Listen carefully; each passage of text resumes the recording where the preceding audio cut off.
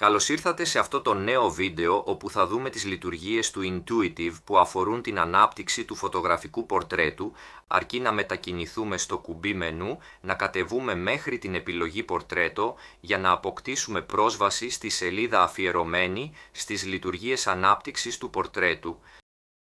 Στο πάνω μέρος του πάνελ πορτρέτου μπορούμε να παρατηρήσουμε τη λέξη πορτρέτο AI, δηλαδή τεχνητή νοημοσύνη. Αυτή η λειτουργία για να λειτουργήσει απαιτεί ενεργή σύνδεση στο διαδίκτυο. Έτσι, οι λειτουργίες διόρθωσης φωτός προσώπου αριστερά και δεξιά, τα κουμπιά αναζωογόνησης, γύρανσης, όγκου μαλλιών και λίας επιδερμίδας.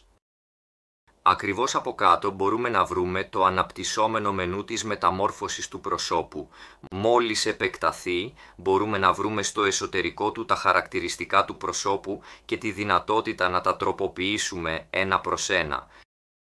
Ακριβώς κάτω με ροζ χρώμα μπορούμε να παρατηρήσουμε τα κουμπιά που μας δίνουν τη δυνατότητα να κάνουμε στοχευμένες ρυθμίσεις όπως βελτίωση κόρης, λεύκανση σκληρού, ροζ χείλη και βελτίωση φρυδιών. Πιο κάτω υπάρχει μια σειρά από κουμπιά για την επεξεργασία και ανάπτυξη του πορτρέτου, το φίλτρο Intuitive που θα δούμε σύντομα, το φίλτρο φθινοπόρου και στη συνέχεια μια άλλη σειρά κουμπιών όπως φωτεινότητα θέματος, απόχρωση θέματος, η δυνατότητα να αυξομειώνουμε τα φώτα του φόντου και να ανοίγουμε τις σκιές στο θέμα.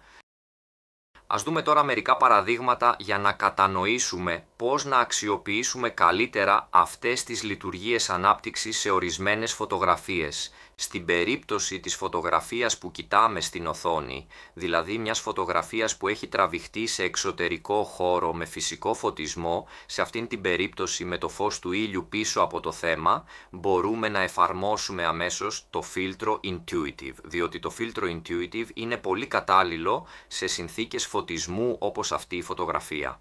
Αυτό που θα κάνει είναι να ανοίξει λίγο τις σκιές, να ανακτήσει τα φώτα και να προσπαθήσει να κάνει τη φωτογραφία όσο το δυνατόν πιο ευανάγνωστη, τουλάχιστον ως σημείο εκκίνησης.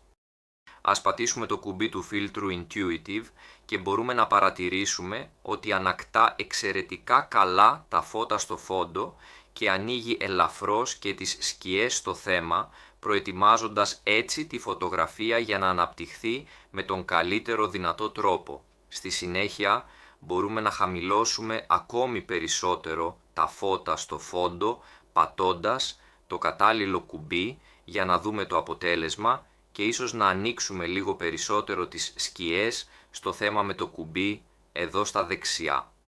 Ας δούμε πώς επενεργεί στη φωτογραφία μας και θα έλεγα ότι μέχρι στιγμής έχει κάνει εξαιρετική δουλειά. Σας υπενθυμίζω ότι τα κουμπιά που βρίσκετε εδώ απευθύνονται μόνο στο θέμα, δηλαδή στο πραγματικό πορτρέτο, ενώ αν θέλετε να επέμβετε σε ολόκληρη τη φωτογραφία πρέπει να μεταβείτε στη σελίδα εργαλείων, όπου μπορείτε να βρείτε τις αυτόματες ρυθμίσεις για ολόκληρη τη φωτογραφία.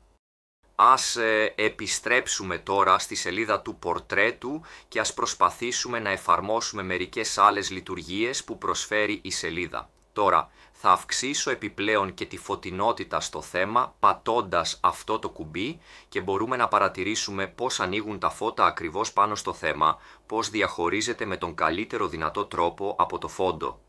Σε αυτή τη στιγμή μπορούμε επίσης να πατήσουμε στο ενοποίηση επιπέδων που έχουν δημιουργηθεί. Τώρα, για να ολοκληρώσουμε τη διαδικασία, δεδομένου ότι βρισκόμαστε σε ένα φυσικό περιβάλλον μέσα σε αυτή τη φωτογραφία, μπορούμε να δοκιμάσουμε το φίλτρο φθινοπορεινής εποχής, ώστε να δώσουμε μια ιδιαίτερη πινελιά στο πορτρέτο. Πατώντας το κατάλληλο κουμπί, σε ένα δευτερόλεπτο μας επιστρέφει το φίλτρο φθινοπόρου με τις κλασικές χρωματικές αποχρώσεις της εποχής. Ενώ εάν επιθυμούσα να εφαρμόσω για παράδειγμα τη σαφήνεια με τα κατάλληλα πινέλα συν και πλην, θα ήταν αρκετό να πατήσω το κουμπί Intuitive. Αυτό θα δημιουργήσει ένα επίπεδο σαφήνειας και πρέπει να θυμόμαστε σε αυτή την περίπτωση ότι η μάσκα που δημιουργείται είναι μαύρου χρώματος, επομένως το πινέλο μας, με το οποίο θα χρωματίσουμε τις λεπτομέρειες που μας ενδιαφέρει να αναδείξουμε, πρέπει να είναι λευκού χρώματος. Επομένως, εάν έχετε αντιστρέψει αυτά τα χρώματα και έχετε άλλο ή το μαύρο, θυμηθείτε να βάλετε το λευκό στο προσκήνιο. Μετά θα είναι αρκετό να χρωματίσετε όλες τις περιοχές που σας ενδιαφέρει να τονίσετε. Μπορούμε, αφού ολοκληρωθεί η διαδικασία, να ενώσουμε όλα τα επίπεδά μας. Τώρα ας προσπαθήσουμε να κάνουμε κάποιο άλλο παράδειγμα. Ας προχωρήσουμε λοιπόν σε μια φωτογραφία κοντινού πλάνου, ώστε να μπορέσουμε να εξετάσουμε τις λειτουργίες βελτίωσης της κόρης, των χιλιών και των φρυδιών. Για να προχωρήσουμε σωστά όσον αφορά την ενότητα των ροζ κουμπιών, θα πρέπει πρώτα να πατήσω το κουμπί επιλογής. Μόλις το πατήσω, θα εμφανιστεί το πινέλο και θα μπορέσω να επιλέξω τις περιοχές που επιθυμώ να διορθώσω. Έτσι, θα επιλέξω τις κόρες των ματιών αν θέλω να βελτιώσω την κόρη και θα επιλέξω τα φρύδια αν θέλω να βελτιώσω τα φρύδια με το αντίστοιχο κουμπί. Θα πρέπει να κάνω ένα πράγμα τη φορά. Τώρα έχω πατήσει και επιλέξει τις κόρες και θα πατήσω το κουμπί βελτίωσης κόρης. Ας προχωρήσουμε στην ίδια ακριβώς διαδικασία για τα φρύδια.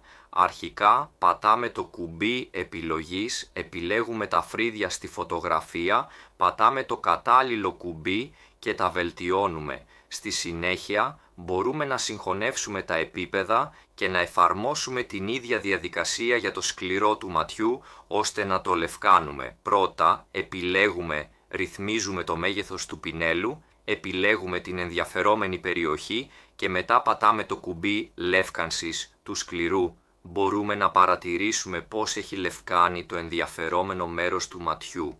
Όσον αφορά την ερυθρότητα των χιλιών, αρκεί να κάνουμε το ίδιο, δηλαδή να επιλέξουμε τα χείλη και να πατήσουμε το κατάλληλο κουμπί.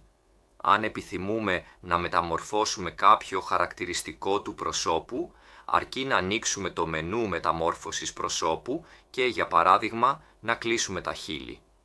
Μπορούμε λοιπόν να πατήσουμε στο ύψος του στόματος στο μείον για να μειώσουμε το διάστημα μεταξύ των χιλιών. Μόλις φτάσουμε στην απόσταση που μας ικανοποιεί, μπορούμε να κλείσουμε το μενού ή ίσως να προχωρήσουμε σε κάποια άλλη τροποποίηση, όπως να δώσουμε μια υποψία χαμόγελου με το κουμπί συν. Μπορούμε στη συνέχεια να κλείσουμε το μενού. Για να ολοκληρώσουμε το συγκεκριμένο πορτρέτο, θα μεταφερθώ στη σελίδα των εργαλείων και θα το μετατρέψω σε ασπρόμαυρη μορφή. Έχω δύο επιλογές, την κανονική και την επαγγελματική. Ας επιλέξουμε την κανονική για να πραγματοποιήσουμε την πρώτη μετατροπή. Στη συνέχεια θα μπορούσα να προσθέσω και μια πινελιά αντίθεσης. Βλέπετε ότι ανοίγει το επίπεδο ρύθμισης της αντίθεσης. Σας παρακαλώ, όταν βλέπετε μαύρη μάσκα, ελέγξτε ότι το πινέλο είναι τοποθετημένο στο λευκό χρώμα. Έπειτα, μπορούμε να ρυθμίσουμε το μέγεθος του πινέλου μας. Αφού αποφασίσουμε το επιθυμητό μέγεθος, μπορούμε να ξεκινήσουμε να βάφουμε την περιοχή που επιθυμούμε. Έτσι, όσον αφορά την αντίθεση, σε αυτήν την περίπτωση συγχωνεύω τα επίπεδα και στη συνέχεια μπορώ να προσθέσω και λίγη επιπλέον καθαρότητα. Η ίδια λογική ισχύει, επομένως προχωράμε σε όλες τις περιοχές που μας ενδιαφέρουν. Εντάξει, στη συνέχεια προχωρούμε στη συγχώνευση των επιπέδων και μπορούμε να έχουμε ολοκληρώσει αυτό το πορτρέτο σε αυτό το κοντινό πλάνο. Μπορούμε να εφαρμόσουμε το φίλτρο Intuitive για να ξεκινήσουμε την ανάπτυξη και στη συνέχεια θα μετακινηθώ στην επιλογή για να βελτιώσω τις κόρες των ματιών. Σας παρακαλώ, θυμηθείτε επίσης να τοποθετήσετε στο υπερκείμενο επίπεδο ή ακόμα και να συγχωνεύσετε τα επίπεδα, που είναι το καλύτερο πριν προχωρήσετε στην περαιτέρω ανάπτυξη. Βελτιώστε την κόρη των ματιών και σε αυτή την περίπτωση έχουμε ήδη βελτιώσει την κόρη. Μπορούμε να κάνουμε ξανά επιλογή και να προσπαθήσουμε να βελτιώσουμε ελαφρώς τα φρύδια.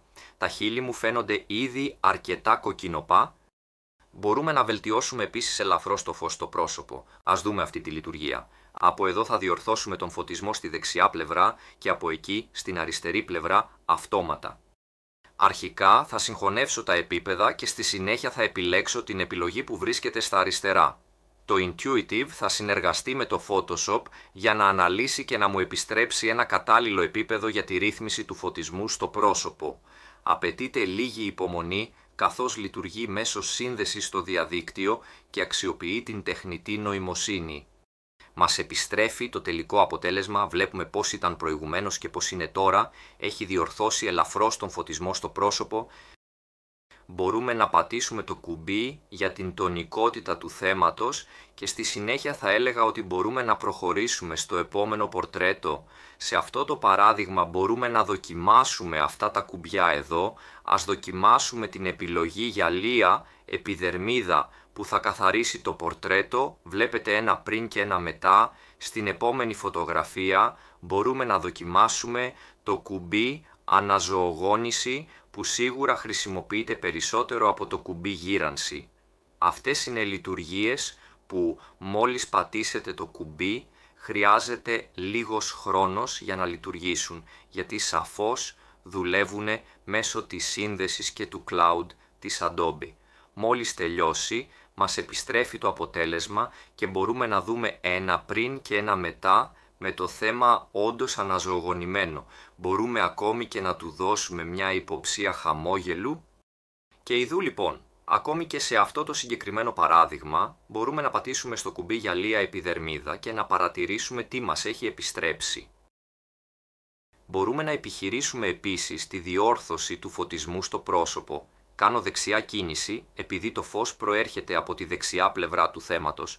Παρατηρείτε ότι στη συνέχεια ανοίγει ένα επιπρόσθετο επίπεδο όπου διορθώνει το φως στο πορτρέτο. Μπορούμε στη συνέχεια να πραγματοποιήσουμε συγχώνευση των επιπέδων. Ας εξετάσουμε τώρα τη λειτουργία προετοιμασίας μαριονέτας. Αυτή η συγκεκριμένη λειτουργία χρησιμεύει για να αποκολλήσει το θέμα από τη φωτογραφία. Ουσιαστικά θα δημιουργηθεί ένα επίπεδο όπου θα υπάρχει αποκλειστικά το θέμα αποκομμένο από το υπόλοιπο περιβάλλον, αποκομμένο από όλη τη φωτογραφία και ένα επίπεδο από κάτω όπου θα υπάρχει μόνο το φόντο χωρίς το θέμα. Κατά συνέπεια θα λειτουργήσει μέσω της τεχνητής νοημοσύνης για να συμπληρώσει όλες εκείνες τις περιοχές που αρχικά καταλαμβάνονταν από το θέμα. Ας εξετάσουμε τώρα το πρακτικό παράδειγμα. Πατάμε στην επιλογή προετοιμασία μαριονέτας. Αναμένουμε να λειτουργήσουν το Intuitive και το Photoshop. Βλέπετε εδώ το μικρό παραθυράκι της δημιουργίας, το οποίο υποδηλώνει ότι δημιουργεί ένα φόντο πίσω από το κύριο θέμα μας. Μόλις ολοκληρωθεί αυτή η διαδικασία, θα έχουμε το επίπεδό μας πάνω με το θέμα και το δεύτερο επίπεδο μόνο με το φόντο. Έτσι, αν κρύψω το πρώτο επίπεδο, θα δείτε ότι πίσω υπάρχει μόνο το φόντο, δηλαδή έχει αναδημιουργήσει το περιβάλλον της φωτογραφίας χωρίς το θέμα. Αυτός ο τύπος επεξεργασίας πραγματοποιείται μέσω της τεχνητής νοημοσύνης και της πλήρωσης του φόντου, οπότε μπορεί σε διάφορες περιπτώσεις να γεμίσει τη φωτογραφία με διαφορετικό τρόπο, κάνοντας λάθος και μη, ομογενοποιώντας το φόντο, αλλά ίσως προσθέτοντας και αντικείμενα ή άλλα θέματα.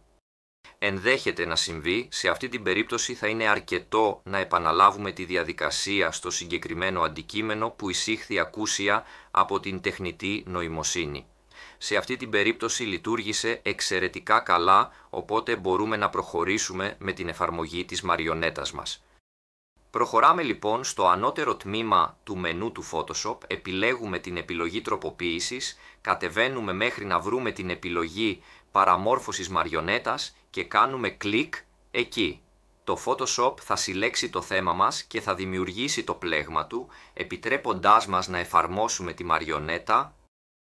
Η μαριονέτα χρησιμεύει για την εφαρμογή μετασχηματισμών ή χειρισμών στο αντικείμενο, επομένως το πλέγμα μας είναι επαρκές να τοποθετήσουμε σημεία ελέγχου. Αφού το κάνουμε αυτό, αρκεί να μετακινήσουμε αυτά τα σημεία ελέγχου, τοποθετώντας μας κάτω από αυτά τα σημεία και μετακινώντας προς την επιθυμητή κατεύθυνση. Σε αυτή την περίπτωση μπορούμε να τροποποιήσουμε μόνο την κλίση του σώματος του αντικειμένου. Αφού προσαρμόσουμε τη θέση του θέματος σύμφωνα με τις επιθυμίες μας, το μόνο που χρειάζεται είναι να πατήσουμε το πλήκτρο Β στο ανώτερο τμήμα του μενού.